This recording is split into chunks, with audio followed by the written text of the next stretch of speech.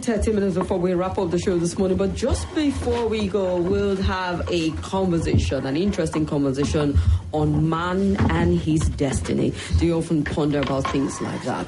Well, I'm sure after this conversation, you might build on the talk about what is destiny. Is there an entity or force somewhere that directs man's destiny? The answer is in your head, you think. All right, then. Well, to engage in this conversation with us this morning, we have Prince Jacob Olubanji Akindele. You're welcome, sir. Thank you. All right, sir. So let's start off the conversation on what is destiny? Thank you. In fact, you echoed a comment maybe from one of your listeners. Is there anything that determines man's destiny? And then you said the answer is in your head. No, we shouldn't say that. We must find out the answer. We cannot just make up the answer in our own head. When we need to know anything, we should just follow the directive to seek. And if we seek earnestly, we will find. Thank you very much. The subject, man and his destiny. Of course, you know the term man covers everybody, a man and woman. It means the human being and the destiny of the human being. Yesterday, while waiting at the lounge in the airport in Lagos, one of these booksellers came along and displayed the pack of books he was carrying in his hand. And the title of one of them was Choose Your Future. Choose your future. Yes, choose your future.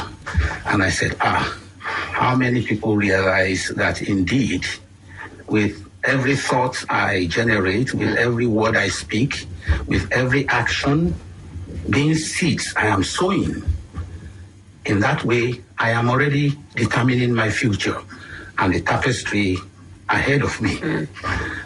Sadly, many people do not know this, and the words from the sacred book Bible is applicable, that people perish because they lack knowledge. Knowledge of the basic truths of existence, such as whatever you sow, you must reap. And now with the expanded knowledge, or permit me to also say the complete knowledge that the Grail Message offers mankind, we come to know that this sowing and reaping not only applies to agricultural seed, but to our thoughts, the words we speak, and every action we take. Actions in actions. Yes, and in these seeds, the individual is planting or weaving the tapestry ahead of him. Now, brought back to the present, we also come to know that my present reality, where I am today, is the consequence, the summation of all my past sowings, not only in this life, since I was born 70 years ago, but in my own remembered past, in other lives I have lived on earth. And that I am in it now, people will then describe it as my destiny, but each person, you and I, each one of us, wove the reality in which we find ourselves today. Talking about sowing and reaping and all the things that happen to people, sometimes people often wonder, why is this crazy thing happening to me? Why is it this bad thing happening to me? I think I'm a good person. I sow good seed, but sometimes it does happen. So it comes to the question of good or bad. How it happens to people. What is responsible? Is it because of how you sowed, why, or how you did it or didn't do it? Is that a cause for it, or it's just human nature that things will happen and it can go either way? Can you even control it? I like your second to the last sentence, human nature, you can't control it. The fact that we are on earth, we are susceptible to many things, exactly. So these things do happen.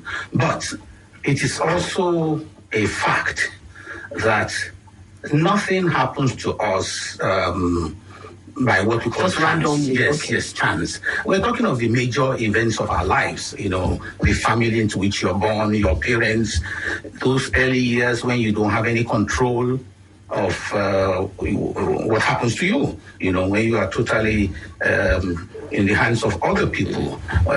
In this full knowledge we're talking about, you come to know that even the parents you have come to, you did not come to them by chance. Even the country of your birth, we are Nigerians, I am involved with the media and I know all we do is talk about the problems of Nigeria. Why was I born here? Even being born here, it's a calculated one. It's not calculated. It's an act of grace that permits me to come to this earth in the environment best suited for my development. Okay. In terms of the purpose of existence. That is another issue on itself. that we do not know the purpose of existence is another issue. But there's enough evidence around us for us to realize that we did not come here for material purposes. Wealthy people, billionaires, they pass on, live their billions. So obviously the purpose was not to come and acquire all these material things. But that is indeed is the truth. We are spiritual beings. We came here for development. And for the purpose of this development, I was born in an environment, in circumstances suited for what I need to grow in this life on earth. Okay, that's the knowing of it. What if you're not living it at a particular point? Because I get to hear a lot of people say, this country, I'd rather go somewhere. I don't think I'm designed for this environment. It's unfortunate. And you get people who are just existing and not living that purpose. You start to wonder how you reconnect with it, even knowing but what the purpose is. Again, what is the purpose? Permit me to be a bit personal in this. At about the age of 18, when you read something there that he came to the Grail Message. Yeah. He found the Grail Message. And finding meant there was a preceding seeking. Well, at about that age, I was filled with questions about life and existence. That was the period of the Nigerian Civil War. Many of my friends in King's College had to go back home. Wow. And as a young boy, I couldn't understand why we have to kill people to keep a country together. That made me wonder, is that why we're on earth? And then a little experience in America about the same time. America is building bombs to send to Russia. Russia is building missiles to send to America. And I wonder, is that why we're on earth? And so at that tender age, I was really filled with a strong urge to know, why are we here? I had no doubt that the Almighty did not put us on earth to be killing one another. I had no doubt about that. So those questions were burning so much within me that it was at last time when everybody else around me told me that life was a mystery. Yeah. A gentleman whose words I trusted offered me the Grail Message in 1967 as containing the answers to the questions I was raising within me. That included the question of why are we on earth? Where did we come from? Do we go anywhere from here? So we're talking about that ultimate purpose. Not perhaps you also have abilities within that overall purpose. So we're talking about that purpose. When you ask the question, knowing the purpose and not living it, that is very deep. Indeed. It entails somebody who knows that we came from somewhere. We're here to develop and mature and to return there after dropping the body. Yet, it's not consciously adjusting to that. As humans, sometimes you get to that place and you're asking existential questions on why you were here and what more can I add? This cannot just be it and all of that. So it's that longing, that craving for more. I bet that discovery will come if you get the proper enlightenment and message coming in, particularly for people who are not really spiritual. It can be confusing sometimes as to what their purpose is, aside from just regular work. Have you considered at any point during your life that, you made a mistake in the journey of life at any point in time? Or something as a part of the journey and you dwell so much on them? I know it sounds like a personal question, but I'm building on something. Yeah, but it is personal to each one of us, because tomorrow at the public lecture we will discuss the issue of your role in the manifestation of even the positive results that are coming to you in the destiny. If the person does not fulfill his or her role, that will not manifest. That happens positively and negatively. Let me give you a quick example. If in the sequence of experiences I'm to have on earth, there's a particular patch where there will be negativities. But in the meantime, because of my expanded knowledge of life, consciousness of what I'm doing, I generate and speak only positive things. Yeah. It means that the negative currents coming back in that segment will be ameliorated. They will not be able to hit me with the same severity as they would have if I had not become more enlightened and more radiant, more luminous, if I may use that word, And so man's role in the manifestation of his destiny is dynamic. That we will speak a lot about tomorrow. All right. If you're just tuning in, my guest is Prince Jacob Olubanji Akindele, and he came to the Grail Message in 1967. That's a pretty long time, talking about man and his destiny.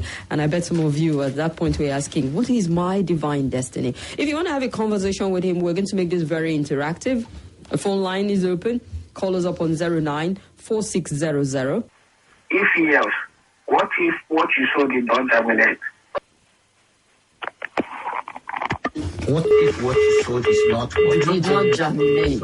If it falls on hard ground. Well, you are talking particularly of agricultural seed. I am the son of a farmer. I know what you're talking about. I still enjoy putting things in the soil. But, the presenter used the word. She said, for example, if you're not spiritual, if I was alone with her, I will now ask her questions. What do you mean by that? But now we're talking in terms of spiritual knowledge. And we're not talking of religion. We're talking of knowledge about existence.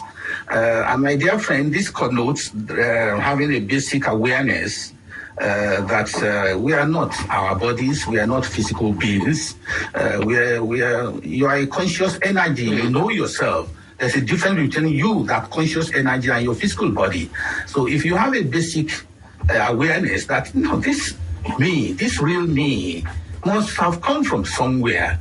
And then questions arise, as she also said, is that you reach a point in life when you begin to ask those questions. I like that. Everybody gets to that point. Yeah. And at that point, a person must seek, must look for the answers, must not accept the general assumption that life is a mystery. And I assure you, he who seeks will find.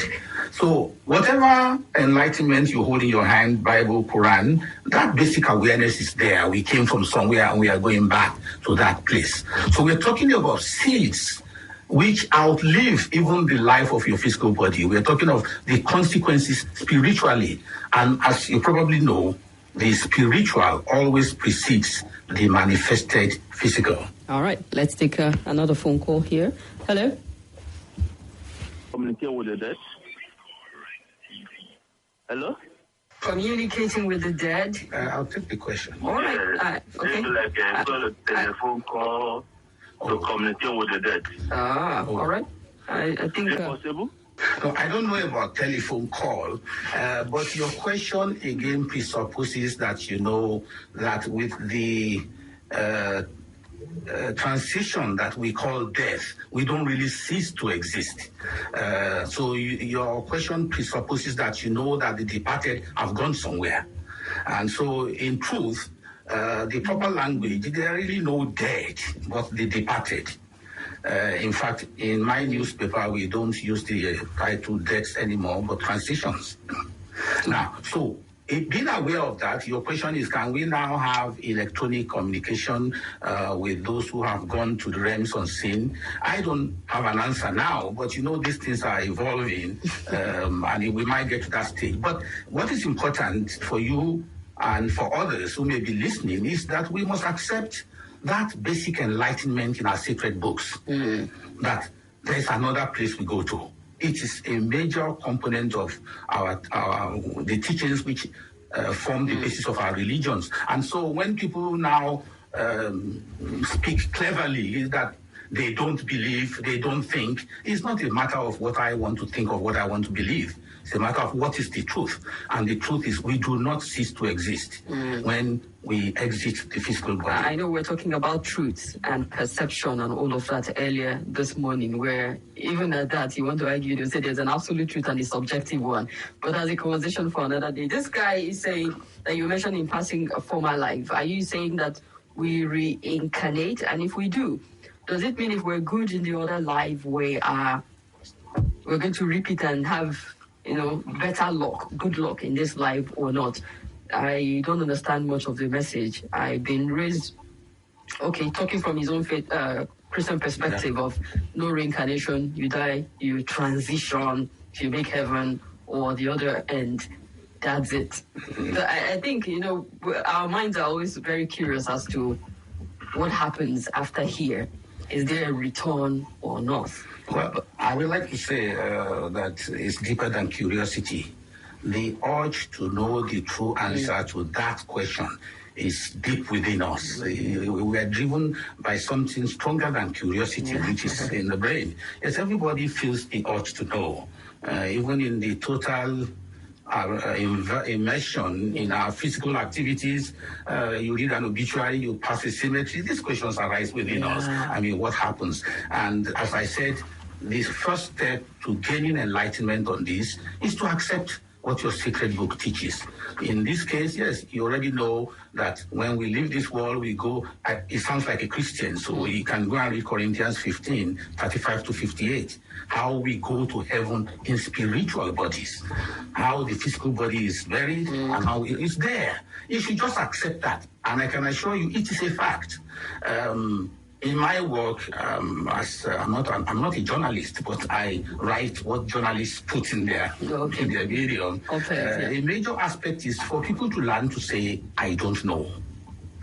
When they don't know, instead of putting a supposition, an assumption, a guess ahead of the quest for seeking. They should just say, I don't know, and I would like to know. All right. Let's on the last prayer he expressed, may God help us. The help of the Almighty is ever there. You hear it. I have the background of Christianity. We sing it in the church.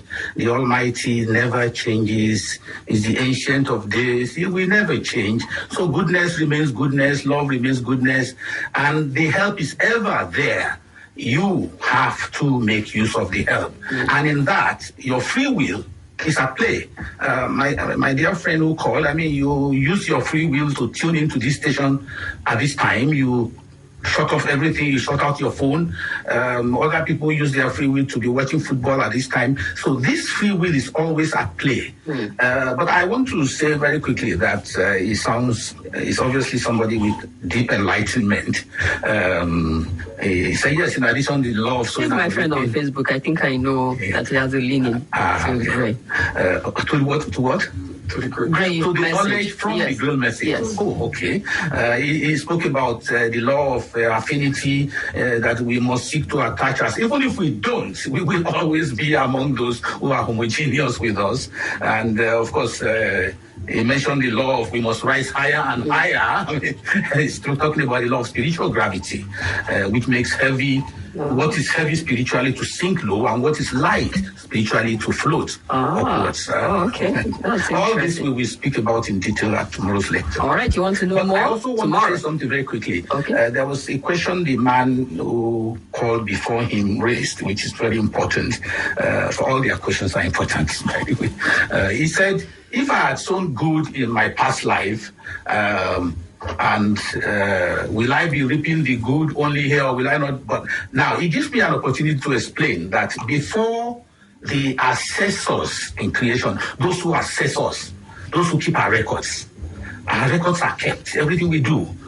And now, I am a balance sheet of many good deeds and maybe some bad deeds. I'm not totally perfect. And so the seeds I sowed in the past are also in that proportion. So you can't run away but the from point to know, yes, I like that. The returns will come. But how they manifest in me now depends on my present reality. Okay.